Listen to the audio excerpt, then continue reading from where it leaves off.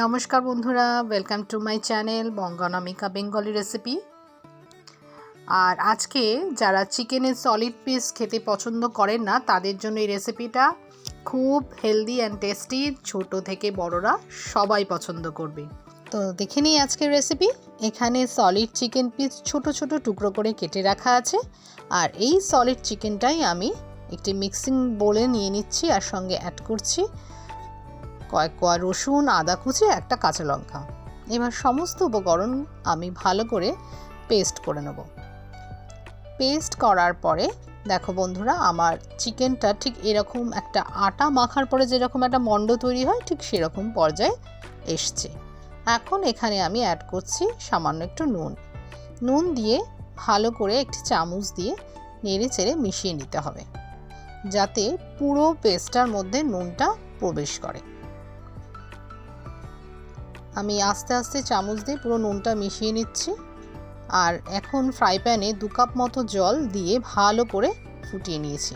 এবার একটি চামচ দিয়ে ওই পেস্টটা এভাবে ছোট ছোট অল্প অল্প করে তুলে নিয়ে গরম জলে ছেড়ে দিতে হবে। গরম জলে ছাড়া মাত্রই এটি একটি বলের আকার ধারণ করবে, এবং দেখতেই পাচ্ছ বন্ধুরা, খুব সুন্দর ছোট ছোট একটা বলের মতন হয়ে গেছে। এভাবে আমি দুটো ব্যাচে সমস্ত পেস্টটা বলের মতন করে ছেড়ে এরকমভাবে রেডি করে নিচ্ছি। উইদাউট অয়েল, কোনো রকম স্পাইসি নয় এই রেসিপিটা, খেতে খুবই ভালো।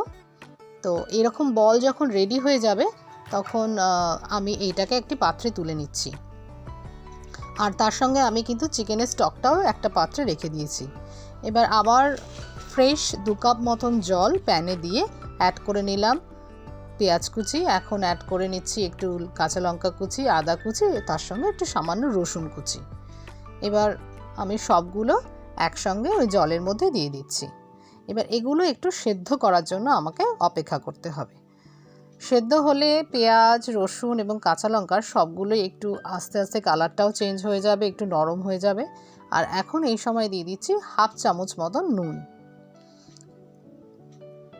খুবই সহজ এবং সিম্পল রেসিপি, খুবই হেলদি।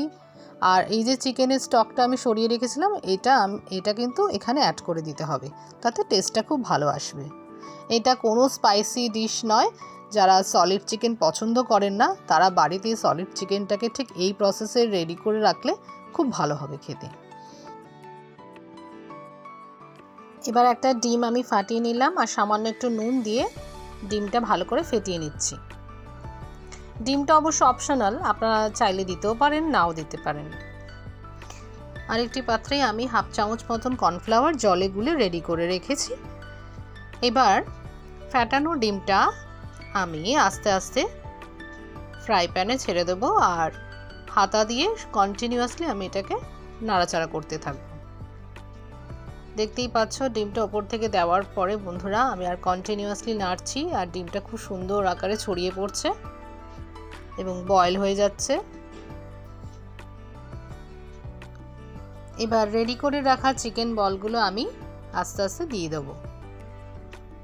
চিকেন বলটা দিয়ে আমি ভালো করে নাড়াচাড়া করে সব কিছুর সঙ্গে মিশিয়ে 1 মিনিট মতো ফুটিয়ে নেব। আর এখন দিয়ে দিচ্ছি কর্নফ্লাওয়ারের জলটা। কর্নফ্লাওয়ারের জলটা দিলে স্যুপটা একটু গাঢ় হবে। ভীষণ হেলদি রেসিপি। দেখতেই পাচ্ছ তোমরা বন্ধুরা, কোনো রকম তেল ছাড়া সামান্য একটু জলে এই হেলদি রেসিপিটা কত সুন্দর তাড়াতাড়ি তৈরি হয়ে যায়। এখন নামানোর আগে দিয়ে দিচ্ছি একটু লেবুর রস। লেবুর রসটা দিলে এই স্যুপটা খেতে আরও দারুণ লাগবে। আর অ্যাড করব গোলমরিচের গুঁড়ো।